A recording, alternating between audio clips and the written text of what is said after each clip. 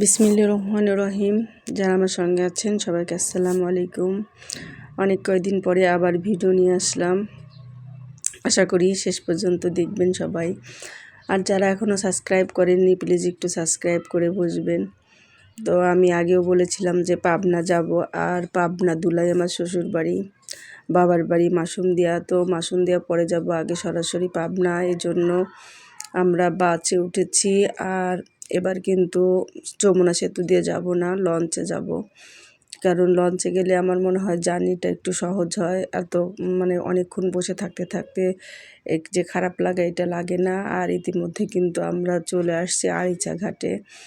আর আরিচা আমার মামা বাড়ি, একসময় তো সব সময় আসা হতো, এখন অনেক দিন আরিচা মামা বাড়িতে যাওয়া হয় না, শুধু এই ঘাট পারাপারি করি, এই দিক দিয়ে যাতায়াত করি, মামা বাড়িতে যাওয়া হয় না।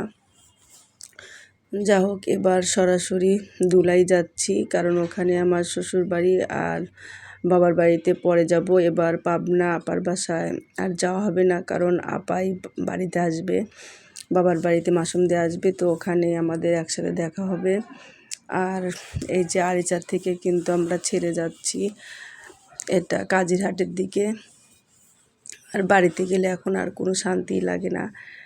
এক সময় ছিল যে আমার হাজবেন্ডের সঙ্গে যখন যেতাম তখন এই যে বারান্দায় সব সময় আমার হাজবেন্ড দাঁড়িয়ে থাকতো, লঞ্চের বারান্দায়।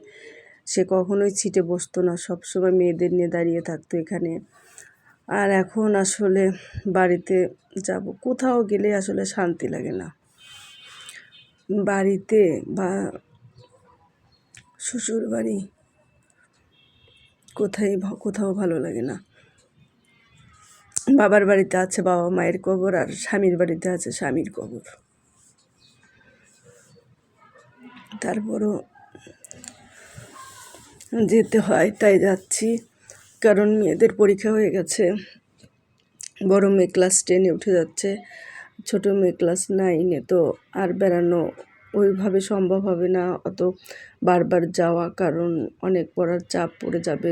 এখনই উপযুক্ত টাইম ঘুরে আসার, আর যার কারণে যাচ্ছি।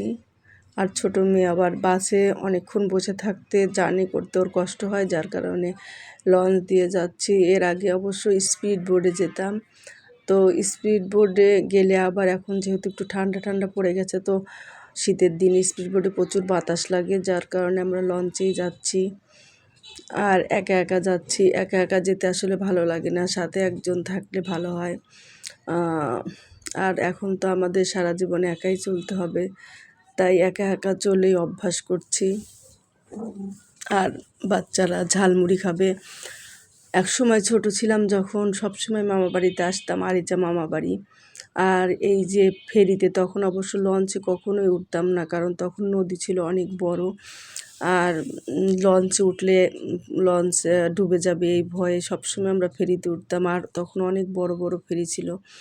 আর মামা বাড়িতে যাওয়ার সময় সবচেয়ে প্রিয় জিনিস ছিল ফেরিতে এই যে ঝাল মাখা মুড়ি। আর মুড়ি মাখা খেতে কিন্তু খুবই ভালো লাগে, এই মুড়ি মাখাটা একটু অন্যরকম টেস্ট। ঢাকায় যেমন ঘুগনি দেয়, যে ডালটা দিলে মুড়িটা নরম হয়ে যায়, আর এখানে কিন্তু ওই জিনিস দেয় না, ওরা এক্সট্রা একটা মশলা দেয়, অনেক ভালো লাগে এই ঝালমুড়িটা। আসলে ছোটোবেলার জীবনটা অনেক ভালো ছিল, তখন এত আনন্দ লাগতো যখন মামা বাড়ি যেতাম। আরিচা প্রতি বছর 1-2বার যাওয়া হতো। আর এখন আসলে মামা বাড়িতে যাওয়াই হয় না, কারণ মায়ের দিয়ে মামা বাড়ির সম্পর্ক, যেখানে মা নেই সেখানে মামা বাড়ির সম্পর্ক। যদিও আমার মামি অনেক ভালোবাসে, মামি আছে। তারপরে এই যে আরিচাতে ওটা ছোটো খালার বাসা, বড় খালার বাসা মানিকগঞ্জ, কোথাও আসলে এখন আর যাওয়াই হয় না। এখন আসলে কেমন যেন হয়ে গেছি, কোথাও ভালো লাগে না। যেখানেই যাই আনন্দ, আসলে সবার সাথে কথা বলি, চলি ফিরি, সবসময় আনন্দে থাকতে চাই, সবসময় হাসি খুশি থাকতে চাই, শয়তানি দুষ্টামি করতে চাই, কিন্তু ভিতরে আগুন জ্বলতে থাকে, তাই শান্তি পাই না কোথাও। কেমন যে জীবন হয়ে গেল, এই জীবন আসলে কারোই কাম্য না। আর আমার মতো এমন জীবন যেন কারো না হয়।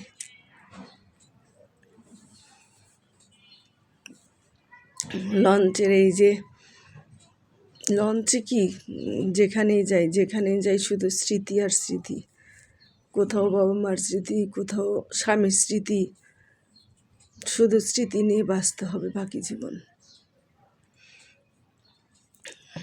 লঞ্চের অবশ্য আরিচা থেকে কাজিরহাট যেতে খুব একটা টাইম লাগে না, 1.5 ঘন্টার মতো লাগে। স্পিড বোটে গেলে অবশ্য 15 থেকে 20 মিনিটের মধ্যে আমরা যেতে পারি, খুব দ্রুত সময়ে বাড়িতে চলে যাওয়া যায়। আর এক সময় ছিল স্বামীর নিজের গাড়ি ছিল, তো গাড়িতে আমরা সব সময় যেতাম নিজের ইচ্ছা মতো, গাড়ি যেখানে ইচ্ছা সেখানে থামতো, নাস্তা পানি করতাম।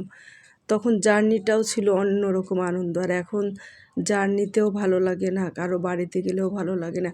যখন ঢাকায় থাকি তখন ভাবি বাড়িতে গেলে মনে যত শান্তি, বাড়িতে গেলে মনে অনেক ভালো লাগবে, কিন্তু বাড়িতে গেলেও দেখি না, সেখানেও কোনো শান্তি নেই।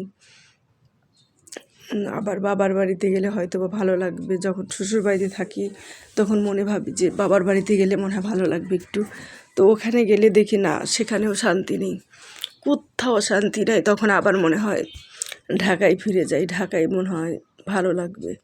ঢাকায় আসার পরে তখন দেখি না, ঢাকাতেও ভালো লাগে না, এখন ভালো লাগার সেই জিনিসটাই জীবন থেকে উঠে গেছে।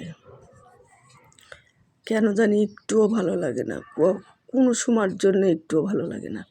তারপরে ভালো লাগার অভিনয় করে চলে বেড়াই, কারণ জীবন তো চালাতে হবে। আর কোনো কিছু না গভীরভাবে চিন্তাই করতে পারি না, চিন্তা করলে মনে হয় দম বন্ধ হয়ে যাবে এখনই। তো পাশ দিয়ে একটা ফেরি যাচ্ছিল, আর মেয়েরা এগুলো ভিডিও করেছে। মেয়েদের কি হবে আসলে, মেয়েদের ব্যাপারও আমি যেহেতু মন ভালো থাকে না, ওদেরকেও যে আনন্দে রাখবো সেটাও আসলে পারি না। কোনো কিছু আমি কাউকেই আর আনন্দে রাখতে পারি না, আসলে ভুলেই গেছি সব কিছু।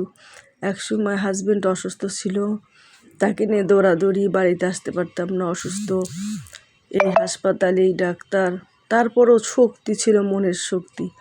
এখন না মনের শক্তি নেই, মনের শক্তি সব হারিয়ে গেছে। স্বামী থাকলে আসলে বটবৃক্ষের ছায়ার মতো, আর অন্যরকম একটা শক্তি থাকে। সে অসুস্থ হোক, সে পাগল হোক, সে যাই হোক, স্বামীর মতো মূল্যবান সম্পদ এই পৃথিবীতে আর কিছু নাই। বাবা মার পরে স্বামীর স্থান, সেখানে আমার আসলে বাবা মাও নাই, স্বামীও নাই। তারপরেও শুকরিয়া আল্লাহর কাছে যে আমার ভাই বোন সবাই ভালো, সবাই মোটামুটি সবাই অনেক সব অভাব পূরণ করার চেষ্টা করে। আসলে কোনো অভাব, একজনের অভাব আরেকজন কখনোই পূরণ করতে পারে না। সবাই আমার মেয়েদেরও অনেক ভালোবাসে, ওরা হাসি খুশি থাকুক, এটা সবাই চায়, সব কিছুতেই খুশি রাখতে চায়। শ্বশুর বাড়িতে গেলেও সবাই ভালোই বাসে। তারপরও স্বামীর কবরের কাছে গেলে কেমন অসহায় লাগে, ওর জন্যে দোয়া করি, কিন্তু ও আর কথা বলে না, আর একবারও বলে না আমার হাতটা ধরো। তো আমরা চলে আসছি, এটা হচ্ছে কাজিরহাট। এটা কিন্তু স্পিড বোট ঘাট, প্রথম লঞ্চ ঘাট, তারপরে স্পিড বোট ঘাট, তারপর হচ্ছে ফেরিঘাট। তো পাশাপাশি তিনটা, যেটাই যেতে চায় সেটাই যেতে পারে। তো সবাই ভালো থাকবেন, আর আমাদের জন্যও দোয়া করবেন। আর যারা আগেও বলেছি, যারা সাবস্ক্রাইব করেননি প্লিজ একটু সাবস্ক্রাইব করবেন, আমার ভিডিওটা যখন পেজে যায় একটু ফলো করে দিবেন, কারণ আমি কিছু একটা করতে চাই। একটু আপনারা সবাই হেল্প করলে হয়তো বা সেই গন্তব্যে পৌঁছতে পারবো। আসলে মেয়েদের তো বড় করতে হবে, মানুষ করতে হবে, কেমন করে কি করব, কোনো কুল কিনারা খুঁজে পাই না। তো সবাই ভালো থাকবেন, আল্লাহ হাফেজ, আসসালামু আলাইকুম।